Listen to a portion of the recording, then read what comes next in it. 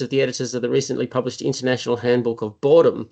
It's a pretty hefty handbook, and if you don't own it already, you probably should get it. So Corinna Martarelli received a PhD in psychology from the University of Bern in Switzerland and is currently Professor of Methods and Statistics at the Faculty of Psychology in UniDistance, Suisse. Her research focuses on memory, learning, boredom, and mind wandering. So all the kind of stuff we're all very interested in. Wanja Wolff studied psychology at the University of Constance before doing his PhD in Potsdam. He returned to Constance to do postdoctoral work, and since 2024 has been the professor for sports psychology at the University of Hamburg, where he heads the Dynamics of Human Performance Regulation Laboratory. And so his interests are in performance regulation through a combination of psychological, neuroscientific, and physiological sort of methods. And both have done some really interesting and important work on boredom and self-control that I'm sure you're all aware of. So I'm interested to hear from both of you about this international handbook. Yes, thank you, James, for the introduction, and welcome on behalf of Wanja and myself to the presentation of the Routledge International Handbook of Boredom. So today we are going to present the book, and then we will have a part about future boredom research. And our idea is to keep it short so that we have time to discuss this all together. And please also during the presentation feel free to interrupt us to make suggestions or ask questions. So how did the idea originate, and why was the book needed? So boredom research is booming, and there is a lot of research in different fields, and there are also emerging structures that help boredom research. And here I'm thinking, for example, at the conference that we are having here, but also the International Society of Boredom Studies or the Journal of Boredom Studies. So we felt that an up-to-date overview of boredom research was a nice addition, so an up-to-date overview with interdisciplinary focus. And the idea was to give an overview, but also to lay out the future of boredom research. And the book is for researchers, but also for students in different fields.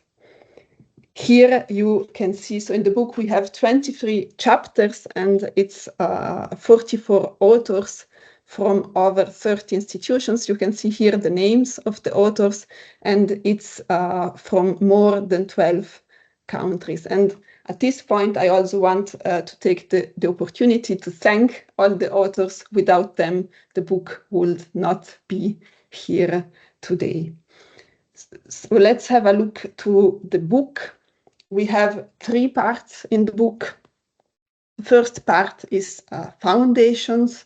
We have, it's about theories, so theoretical approach to boredom, also methods for measuring boredom, but also when and why does boredom occur. So the antecedents, the mechanism, and the consequence of boredom, and also the impact of boredom on behavior, on taking decisions, on cognitive and physical activities. Then we have a second part in the book, and here it's about correlates. So it's about the psychological and the neuronal properties of boredom, and associations with different states such as mind wandering, self-control, flow, and aggression. It's about also finding out whether there are overlaps with other states, how we can differentiate with other states, whether there are states that come before or after, so the dynamics of different states. Then we have the last part of the book, and this is boredom in practical context. So boredom in, for example, school, work, but also boredom related to health related behavior, psychosocial well-being, and boredom in aesthetic experiences. And here I want to go a bit more into the chapters, but I will still keep it short. And please, Wanja, if you want to add something, do not hesitate and do it. So the first part, this theoretical approach to boredom, we have in chapter 2, it's defining boredom, but also differentiating boredom from other cognitive and affective states. Then in the next chapter, it's about objective and subjective measures of boredom. Then we continue with chapters that focus on the function of boredom. For example, have the chapter of Andreas Elpidoro about the nature and value of boredom. And it's also about the regulation of boredom in cognitive engagement. We then have the chapter of Reed and colleagues. It's the function of boredom, but it's more with the focus on motivation. So the motivational aspect of boredom driving us to explore the new and the different. We then have the control value theory of Reinhard Pekrun and Thomas Goetz. And we continue with boredom and meaning. So the quest for meaning. And in this chapter, it's also about taking not only individual perspective, but also taking into account group and societal perspectives to understand boredom. And the last chapter of part 1 is the chapter of Josefa about a brief history of the psychology of boredom. Yeah, and I would maybe like to add one thing here as well is I think what is super interesting when we prepared the presentation today and looked at the book again, to see kind of these common threads in these first parts emerging. And that's, I think, also consistent with what Johannes said, that essentially there's boredom kind of understood as this signal that something is inadequate, lacking, and the resources are not adequately used. And then it has kind of the job of restoring this engagement, which is some common thread that I think you see in most of those chapters in the first part, sometimes expressed differently through different angles, but obviously it's kind of inadequate use of resources, and then the push of kind of trying to solve this problem by getting engaged again, and therefore the function that I think you also discussed in the chat, which I think is quite nice to see that across chapters there's then some common ideas emerging more and more, which I think is an interesting step for a field. Yeah, thank you, Vanja. Then the second part, it's the correlates boredom and different other states. We have, for example, boredom and self-control, then boredom and mind-wandering, boredom and flow. And we also have neuronal correlates of boredom in this chapter with focus on fMRI and EEG studies. Then the chapter also of Wynand about boredom proneness. Here it's about defining boredom proneness, also linking boredom proneness in current theories about boredom. It's also about measurement and to link theory and measurement when it comes to boredom proneness. And the last chapter of part 2, it's about boredom and aggression, with aggression like an answer to boredom or a maladaptive answer to boredom. So Vanja, I don't know if you want to also add something to this part. Maybe just briefly, because also I was always trying to find these common threads in the end, or some open things. And what I think is quite interesting in terms of the overlap from the first part to the second part is in the first part, there's a lot of defining really the properties of boredom as a sensation and how it might occur. And then there's the research in the neuroscientific research on boredom in the brain, where I think it's also highlighted there's a lot of stuff going on already, but there's also research needed to further kind of unpack those processes that really reflect boredom with just its consequences. I think is also interesting, again, with the talk today with the neuronal encoding of information, for example, which I think is already highlights kind of future trends that should be kind of done in the neuroscientific world on this topic. Thank you. And then the last part of the book is the context. And here also we see that boredom, we have a boredom in many, many contexts. It also highlights the relevance of the topic of boredom. And we have academic boredom. Then in chapter 16, it's boredom at work. We have boredom in leisure. We also have in the chapter 18, it's boredom and eating behavior. Then we have boredom in sports. Then boredom in homelessness. So people that experience homelessness and their experience of boredom. we have aesthetic boredom, and at the end we have a chapter about boredom intervention. So it's about how to design interventions to reduce boredom. So a topic in these chapters is actually the negative impact of boredom on performance and also well-being. So of course it makes sense also to think about boredom interventions. And maybe I give the word to Wanja to add something on the last part. Yeah, thank you. Can you just go to the next slide, because I think I cannot control it. Thank you. Yeah, so as Corinna said, we have a bunch of authors who contributed to the book, and this was actually, I think, the most fun was actually to interact with each one of you, because some of you are also here, and to kind of just get these chapters going and developing and then building them together in the book. And therefore, to us, the most important, most interesting chapter in a way was the last one, where we kind of got everyone together and tried to kind of summarize a little bit what each chapter now did and contributed, what kind of was their main takeaway, and to see kind of the common thread that went through the whole book in one chapter. And I think this also kind of reflects a bit this kind of culture that is in this field, that there's a lot of exchange and communication going on and working together on stuff and not each other. This is, I think, why this chapter is quite nice, because community approach a little bit. And for me, there was a lot of kind of interesting insights again when I reread the chapter, this idea of kind of like the common grounds in terms of defining it and being a driver for new things that boredom actually gets us to do stuff, sometimes good stuff, sometimes bad stuff, and the conditions we're in might kind of predict if we do good stuff or bad stuff, and certain situations don't allow actually for much variability. Therefore, we find a lot of negative consequences of boredom, which then have also given rise to this very negative connotation of boredom. But if we are being fair, if you're in school and are bored, there's not much useful you can do to deal with boredom. So obviously it looks bad if you get bored. So I think kind of also unpacking kind of the signal and the consequences from the signal and the context in which the signal occurs, and how this affects the decisions we make and how we then value these decisions from the outside. I think these are all very interesting conclusions that can be, I think, kind of deduced by reading kind of this overview chapter. And if we go to the next slide, we have then thought about the things that we find interesting now, kind of based on the work on the book and the collaborations that we all did on the book.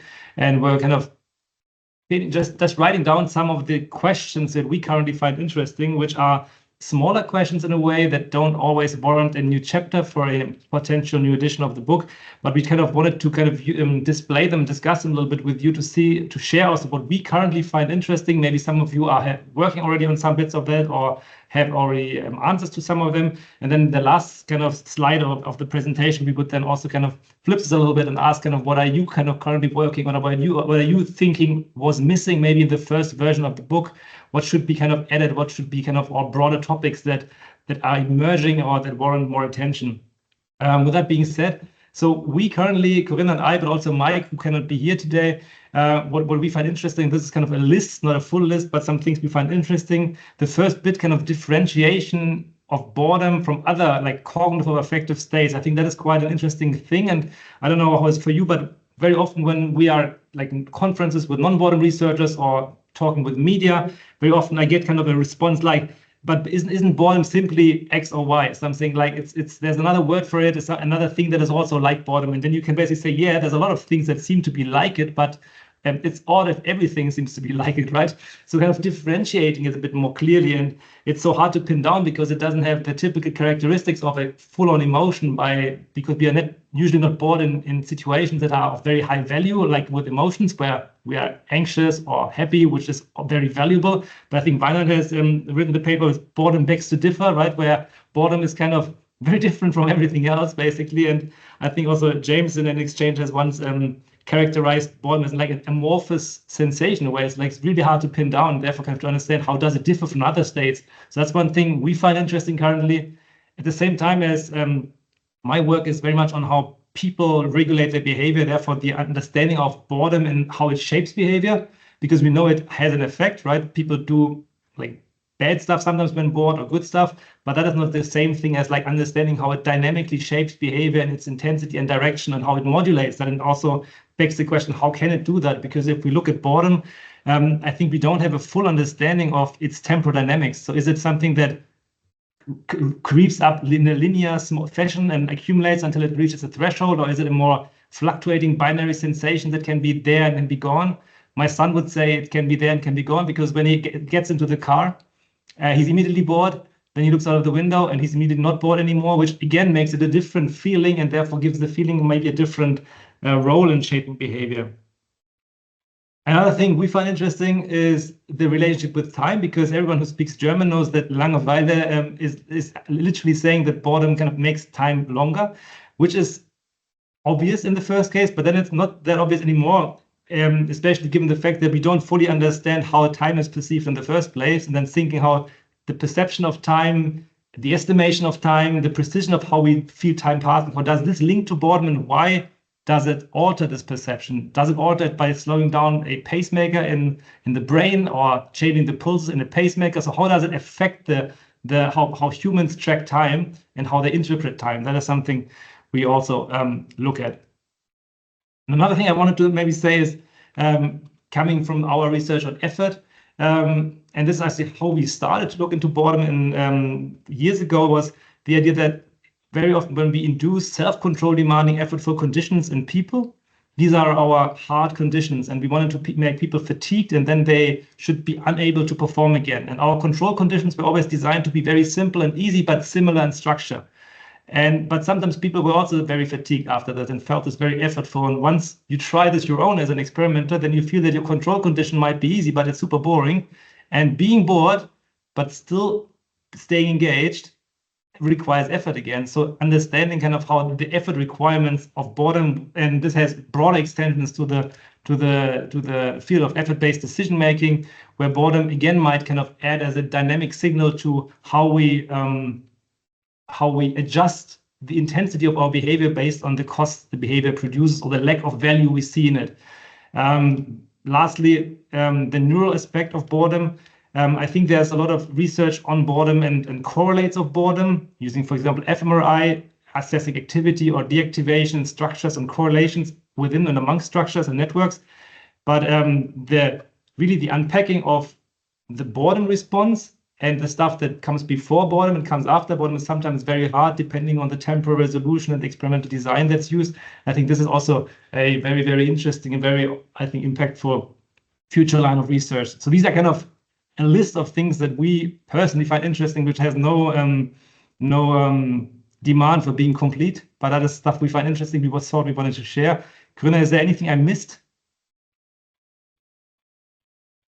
No, I think it's okay. Maybe I can say 2 words about the awareness of boredom. We were also discussing about this, and the idea is more, so when we make the experience of boredom, are we aware of the experience of boredom, and when do we get aware? Maybe I can make an example to make this more concrete. Probably many of you, when you discuss with people, sometimes they tell me, oh, but I'm never bored. But then if you discuss a little bit more, they say, yes, but that's true, I switch tasks or I change activities. And then because they maybe responding very adaptively to the signal of boredom. So it's a bit the question, so how long does it take that we are aware? And this kind of things we also find interesting. So thank you, Wanja. Yeah, and then it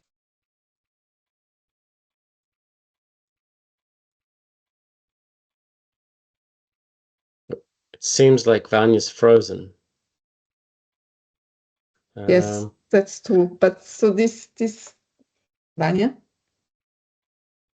Can maybe somebody message Vanja? Oh, you're back again. You froze up for a second there, Wanja, so maybe start your thoughts again. Yeah, so basically I was wanting to ask you the things that I presented on the slide. So kind of what do you think? What are topics that should be added and that we might have missed actually in the first edition that should be kind of added to a second edition in terms of maybe theory, correlates, context? One thing I have made a note of is, for example, That is just one chapter so far that presents idea of how we should do interventions in dealing with boredom, which is still something I have a hard time responding if I get asked by journalists, how should we now deal with boredom? Because I can always say, we have no idea, to be honest, because we have, in my opinion, not many like standardized intervention studies that are theory driven in terms of helping people deal with the sensation, but also what are kind of emerging topics in the field that I think are relevant to discuss so that they be added and covered. So that would be kind of our idea on closing and opening the discussion, basically. So that's fantastic. And as you were both talking, I had many ideas. Now, whether or not they warrant chapters in the book, I think they can sort of connect to some of the things that we've already heard today. So you talk about interventions, and of course we heard from Wijnand about nature as a potential intervention. I think you can tie that with Johann's talk, because in showing that picture of a child's waiting room in a hospital, I could imagine that you increase the vividness to such a garish extent that it would become overwhelming and potentially boring. So there are opposite ends of this information content or entropy spectrum that I think will lead to boredom. But to tie back again to Johann's thing, I think one of the things that's missing in the book at the moment that would warrant a chapter, even though I think, and Johann's aware of this, the work is kind of in its infancy, I really think animal boredom needs to belong there. You know, and one of the questions I was going to have for you, Johann, was, are all species capable of being bored?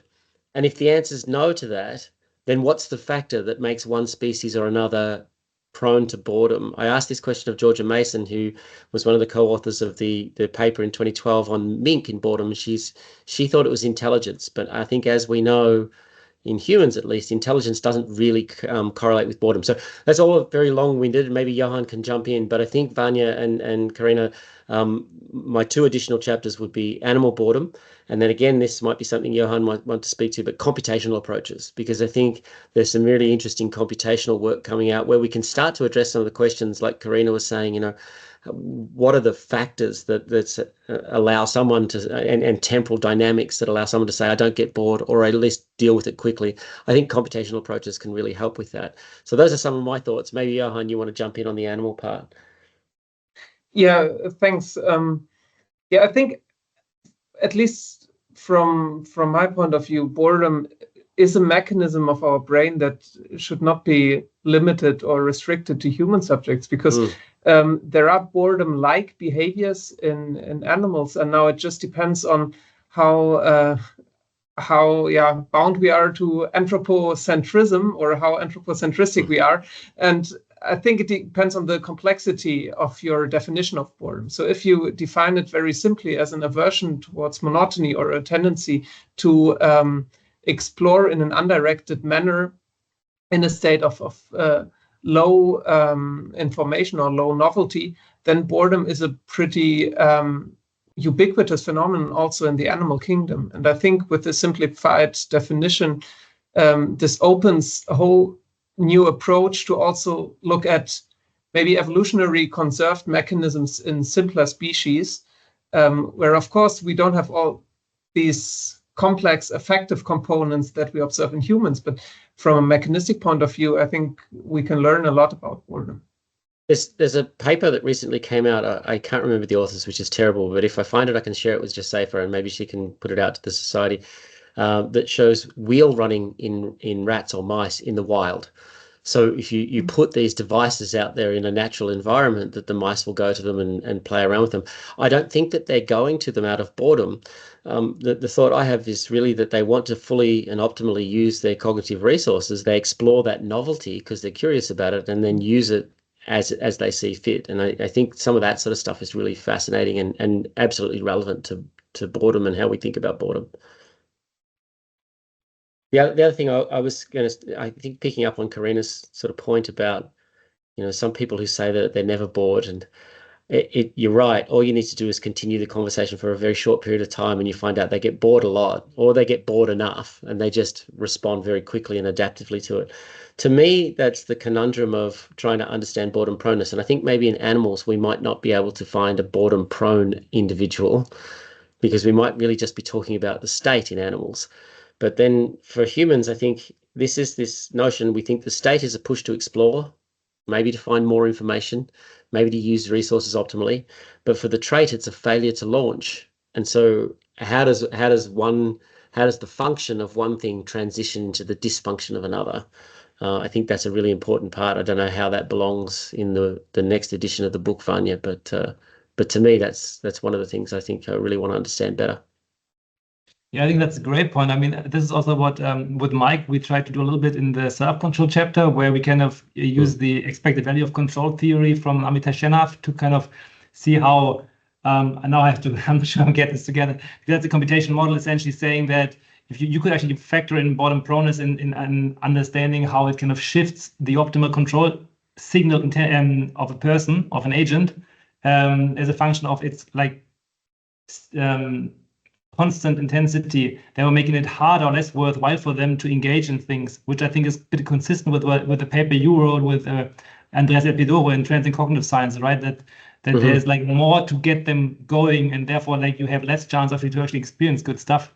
So that I think goes a little bit in that direction already, but it's not specific kind of to this interplay of trait boredom, of boredom proneness and situational things. Maybe just one context.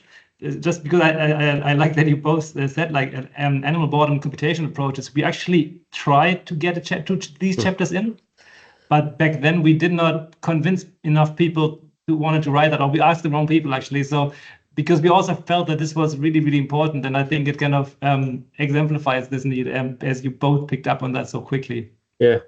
There's a comment here from Josefa. You should just chime in, Josefa, because I like this idea about boredom in different institutional settings. I think, you know, most of us might agree that boredom in that solitary confinement is an inhumane sort of treatment of individuals, but you know, it has very serious mental health consequences, but probably begins with boredom. That's the extreme, but yeah, I think, do you want to say more about the contextual conditions of things like prison, nursing homes and so on? If Josefa's there? Oh, we might have lost it. Yeah, I'm here. Yes. Jimena and I were discussing about the relationship between boredom in prisons. There is literature, I think, concerning this relationship, this link, but she's conducting research just now as part of her PhD. She's going to present some results tomorrow.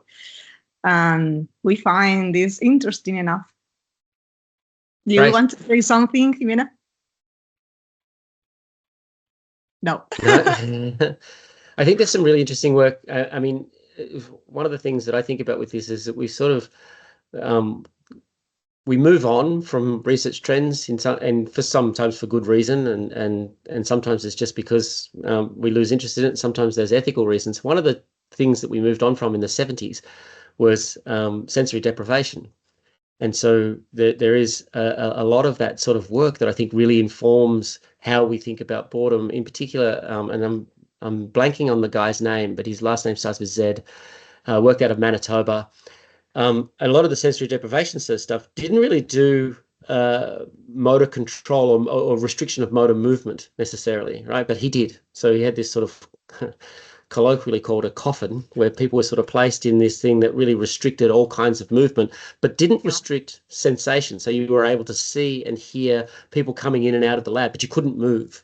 And this was almost as bad as full sensory deprivation. And I think that says something really important about our desire, our drive, and this will be across species as well, I imagine, to act on the world. And when you remove that, boredom will be one consequence. If you remove it for long enough, other mental health challenges will arise. But so I think that it's interesting to return to some of those older literatures. Mm-hmm. I remember, James, we were talking in the last edition of the conference about how boredom prevents agency from people living in nursing homes because of that, precisely because you cannot do what you want to do. It's not it's not a matter of not knowing what you want to do. It's not the desire for desire. You have the desire, but you cannot put it into practice. Yeah. Because of the conditions in the institution, or because maybe your body cannot move as faster as you want. I don't know, but yeah, it's another good point. So that could be something too, Vanja and Corinna, that, you know, something that more directly looks at agency. Johan Miller, you've got your hand up, and then Mark. Hi, Joanne, yeah, just on, Joanne, yeah, sorry. Joanne, it's fine. Don't worry, it's the spelling, it's Gaelic, and I always get confused for being a man because it's typically a man's name. I'm very sorry. Yeah. No, it's okay. I find it really interesting, the bit about agency. So there's some work on agency in prisons and linked with boredom.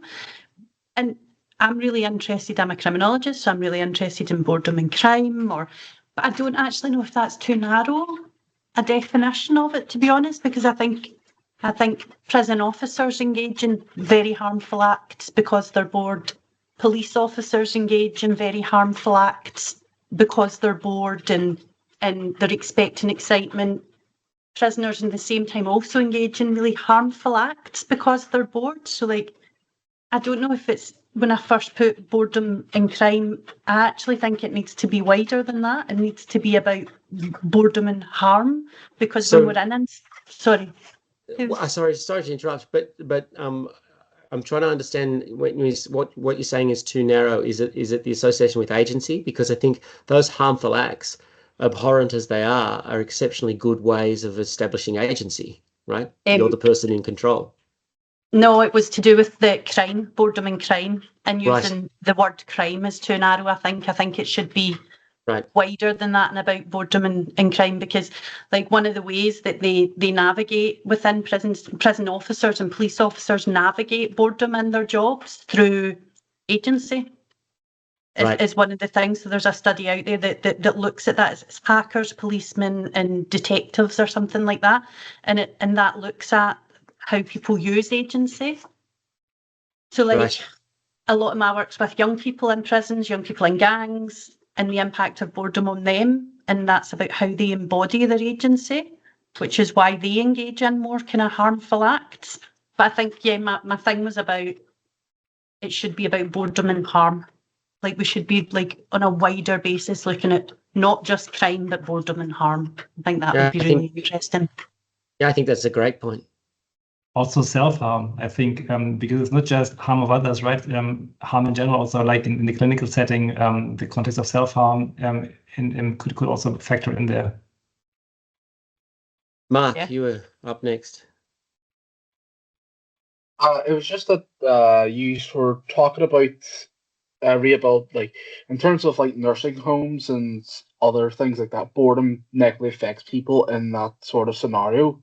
Is there much work done on more of the, again, for context, I am a first year PhD student in Northern Ireland, so if you're trying to pick up my accent, that's why it might be a bit off.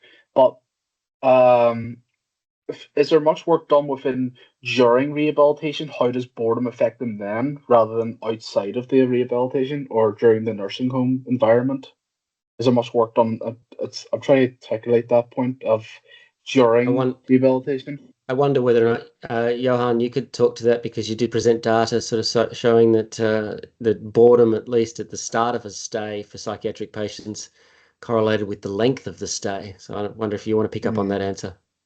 I did record that one. Yeah, I mean, in our study, we observed that boredom went down in at least some disorders. However, for some patient groups, for psychotic patients, like that are characterized by productive symptoms like delusions or so, it actually increased a bit over the course of 1 week. But we're running follow-up studies. So this study I referred to was like exploring this topic very broadly, but something that we observed there was that boredom was also significantly higher on closed psychiatric wards. And I remember I worked on a closed psychiatric ward as an assistant physician during the COVID pandemic. And there, I mean, it was a really intense atmosphere, and boredom played a huge role there, right? Because no visitors were coming in and out. And I mean, we had patients that were not allowed or also not cognitively able to fully engage with their environment, and therefore not able to cope very well with boredom. And this led to conflicts, and there were all kind of dysfunctional behaviors, which at least in my clinical experience were strongly linked to boredom. Maybe also... Oh, sorry. Go on, Vanya, and then I'll just bring up some things from the chat. Yeah, so just also as an addition, maybe in the homelessness chapter in the book, it's very interesting. There's a lot of research showing that like being homeless is also associated with being bored a lot, but also kind of being then getting a home and kind of being like stripped of your homelessness routines and kind of organizing things in a way was then also associated based on the chapter with increased boredom. So as once you go back to having a room and a place to live, it kind of took something away, which I think kind of flips the nursing home logic a bit on its head, I think, which I think is interesting to see kind of the conditions you're in, how they shape how bored you are. That to me, so that was a really interesting presentation. I think that I'd seen relative to that chapter, I think from something that Andreas Alpadora, who had organised it, that to me was about social connectedness, right? So you take people out of their homeless but social network and put them in a home where they've lost their network, and you achieve that sort of boredom. So from the chat here, some other things that suggested something from Wynand and picked up on by others. Research methods, some kind of chapter that sort of says, well, how does one go about boredom work? Things like inductions, measurement problems. Garner and colleagues have talked about the problem of the boredom proneness scale, which I think is very real, and so lots of different things there. Cross-cultural differences and demographic trends. I'd be interested to know if anybody has anything. We have a paper under consideration at the moment that looks at boredom and agency in China, Canada, and the UAE, and shows really no differences. So that culture really has very little to say about how boredom proneness and agency at least are related. Be interested to know, and we're hoping to get that published. Be interested to know if anyone else has things to say about that. And sort of, but that doesn't mean that we shouldn't be sort of looking at boredom and social context, which is coming up in a number of the different chats from people here. So I just raise that for others to chime in with any thoughts that they might have about those factors that you could add to the handbook. Johan, again, you've put your hand up. Yeah, thank you. I just wanted to share another thought, because I think in much of our research, we also focus on dysfunctional coping strategies with boredom. However, also the functional strategies, I think, are still not entirely understood. And something which I would find interesting maybe to discuss a bit more is to explore the link between simple learning and boredom, and also knowledge acquisition and boredom, and also linked with this, and I know, James, you published on this as well, creativity and boredom. So boredom as a state that leads to the development of new strategies in order to reach aims and goals. Yeah, the boredom creativity thing winds up being a bit of a pet peeve of mine, because you always get asked by the media, does boredom make you creative? And just the logic of that is flawed, pretty grossly flawed. There's one here coming up. You all should look through the chat here, because there's more than I think that I can get through, and we really only have a couple of minutes left. But the last one here, boredom and politics and boredom and politicians, and I think boredom and political demobilization. I think that's really fascinating. Was just reading something actually that published in the Journal of Boredom Studies about the boredom in cli-fi, climate fiction. That was really, are we bored of climate change? And I thought some really interesting ideas there about timescale of actions and timescale of change, and how we engage with something as important as climate change. Really interesting article that you should all give a read there. So I'll open that up for the last couple of minutes. Boredom and politics, boredom and action, disinformation, mobilization. Thomas Blank, you've got your hand up. Yeah, there I am. Back here. Yeah, this just makes me think of something that comes from the study of rhetoric. There is there's one article, and I've done a paper recently related to that. An article by a rhetoric scholar who happened to be about 20 years ago the Minister of Science and Research in Austria, and he posed that in parliamentary politics, specific types of rhetoric, which were typically related by rhetoric scholars and the theory of rhetoric with political rhetoric. And that is speeches which aim actually at persuading others of something that they're not already believing before they heard the speech, that this does not take place at all, that public discourse, political discourse on political stages was no more than a demonstration of ideas long established, which are, if anything at all, aim at assembling one's own followers and stating the obvious, so to speak, thus polarizing some people, boring the others, because no genuine exchange of insights or something is actually going on, but it's just all like a banner of advertisement, and nobody is actually being convinced. Nobody hears anything that they really perceive to be new to them, but it's all repetition. So I just thought of that, boredom and politicians, not just particular politicians, but the system of parliamentary debate, actually, and you can then go talk about the system of political debates on TV and all these things, where you, in fact, quite exactly know what everybody will say before they say it, and so that's just what came to mind when I read that in the chat. Something like preaching to the choir or rallying the base. Yeah, it seems like. Yeah. It's just So I'm just mindful here to say, if we're just gone past quarter to the hour, because my hour is different than your hour, but maybe we should wrap this session up. It's been really wonderful conversation and some great presentations. I think, Josepha, you're moderating the keynote coming up in about 15 minutes. Is that right?